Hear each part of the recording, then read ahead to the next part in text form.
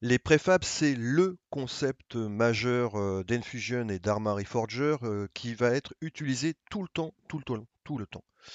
Alors comment passe-t-on d'une entité à un préfab? Voilà, on va faire ça ensemble. Alors on va faire comme la dernière fois, on va créer une entité toute simple, un objet 3D dans le monde. Voilà, on fait glisser notre entité et nous avons désormais dans notre monde une nouvelle entité. Cette entité, on va lui ajouter deux composants tout simples. Ça va être un objet 3D, tout ce qu'il y a de plus basique. Voilà, un maillage. Allons chercher donc un maillage. Prenons, hop, allez, prenons un fauteuil. Voilà, un XOB, hein, je vous rappelle, qui est l'objet qui représente le format propriétaire d'Enfusion pour les objets 3D. On va rajouter vraiment par acquis de conscience de la physique.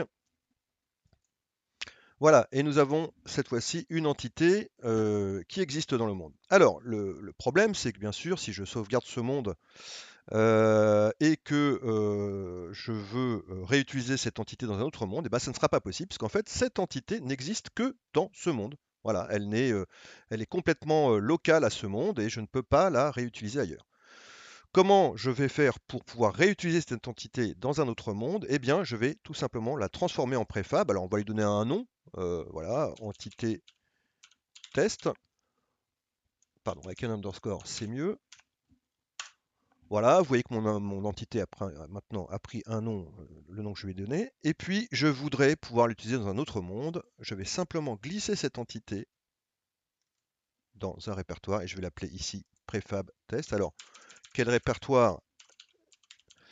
On évite de mettre ça dans le répertoire d'un Forger. De toute façon, ils sont en lecture seule et on met ça dans un répertoire. On verra dans une prochaine vidéo la façon d'organiser ces répertoires. Voilà, ici vous voyez petit panneau Registration Down. Ça veut dire que cet objet, cette entité qui est pour l'instant locale à mon monde, est devenue un préfab que je vais pouvoir réutiliser. Alors, voilà, elle est un peu à la racine, c'est un peu cochon. On va peut-être la glisser dans préfab. Voilà. Alors, je crois qu'il y a un petit bug de rafraîchissement. Voilà, elle est ici. Maintenant, pour bien voir que ce modèle entité test, ce préfab est réutilisable, on va ouvrir un monde.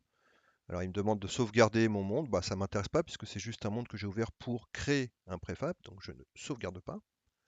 Et je vais ouvrir eh bien, ce monde. Alors, ce monde tuto mission, c'est un monde complet pour une nouvelle mission. On ne va pas rentrer pour l'instant dans ces détails, mais vous allez voir qu'il va charger toutes les entités de ce monde. Voilà, ça prend un petit peu de temps. Voilà, le monde est chargé. Nous verrons dans une prochaine vidéo ces histoires de monde, de scènes, etc. J'ai ici le monde Eden qui est fourni avec Armory Forger et une scène de ce monde qui réutilise toutes les entités du monde Eden qui sont, vous le voyez, fort nombreuses et en ajoute de nouvelles pour paramétrer simplement une mission.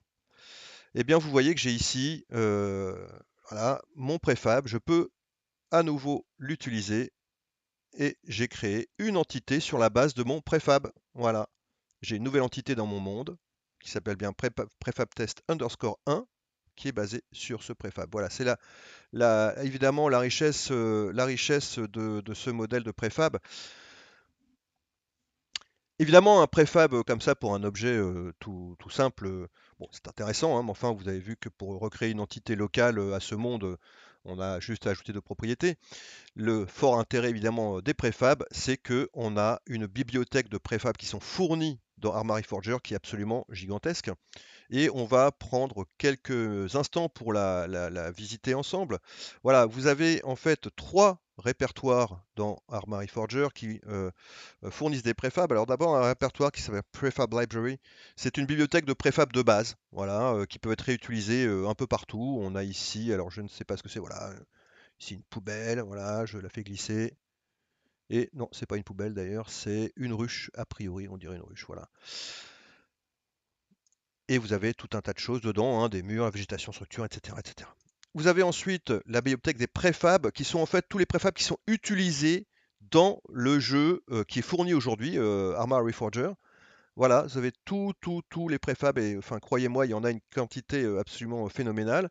Et puis ici, vous avez une troisième catégorie de préfabs qui est un petit peu particulière, qui sont des préfabs qui sont utilisés pour générer des objets qui sont éditables durant le jeu, hein. Par exemple, des objets avec qu'on peut éditer avec le Zeus, voilà, le Game Master. Alors évidemment, vous allez me dire, pourquoi faire un préfab pour des objets aussi simples? Évidemment, ça ça paraît pas quelque chose d'extrêmement utile. Avant de vous répondre par l'exemple, il y a quelque chose qui est extrêmement important à comprendre, c'est la différence, encore une fois, entre l'entité et le préfab. Vous voyez qu'ici, on est sur une entité, c'est-à-dire une instance de ce préfab, voilà, qui existe dans le monde.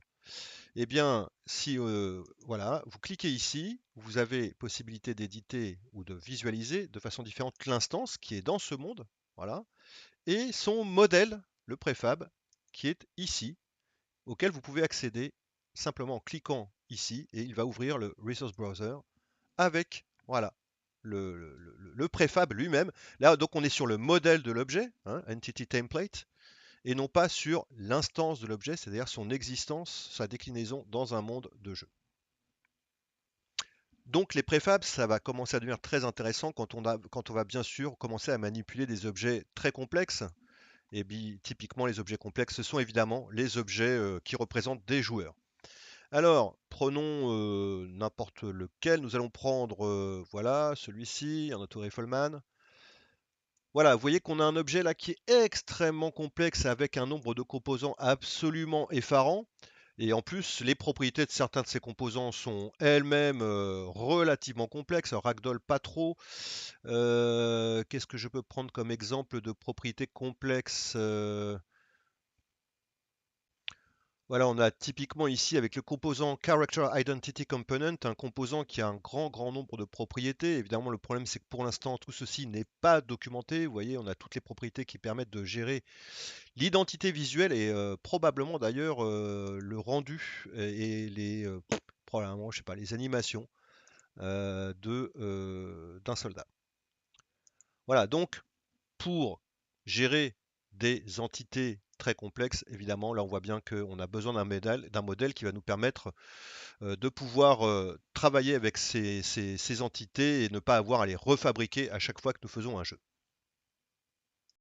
Mais la puissance des préfabs ne s'arrête pas là, puisqu'en fait, ce qui est possible, comme vous le voyez ici, c'est d'avoir des préfabs qui incluent d'autres préfabs. On est ici sur la version finale utilisable d'un soldat US auto-rifleman équipé avec toutes ses propriétés. Si je regarde dans ce petit combo, je vois qu'en fait, ce préfab, qui est celui que nous avons glissé, en fait, il est appuyé, il appartient, il s'appuie sur un préfab précédent, voilà, qui est celui-ci. Et qu'est-ce que c'est que ce préfab? En fait, bah, c'est un soldat US de type générique. Voilà, on l'ouvre, vous voyez, c'est le soldat US avec toutes ses caractéristiques, mais il n'a pas d'arme. Alors, si on repasse sur le World Editor, il y a probablement ici, dans la liste des composants, alors je n'ai pas fait la différence, quelques composants qui sont paramétrés différemment et peut-être quelques composants en moins dans ce préfab de soldat US de base par rapport au soldat US terminé. Et puis, même ce soldat US de base, en fait, il est lui-même appuyé sur un préfab de base qui est celui-ci. Donc là aussi, on a probablement quelques composants qui sont légèrement différents et probablement quelques composants en moins par rapport au soldat final. Et qu'est-ce que c'est que ce composant, ce personnage de base? Eh ben, regardons-le. C'est le personnage, c'est un préfab qui est simplement un personnage nu, sans aucun uniforme, sans aucun attribut, mais qui a évidemment déjà toutes les caractéristiques d'un personnage générique, indépendant de la faction, donc indépendant de l'uniforme et de l'armement.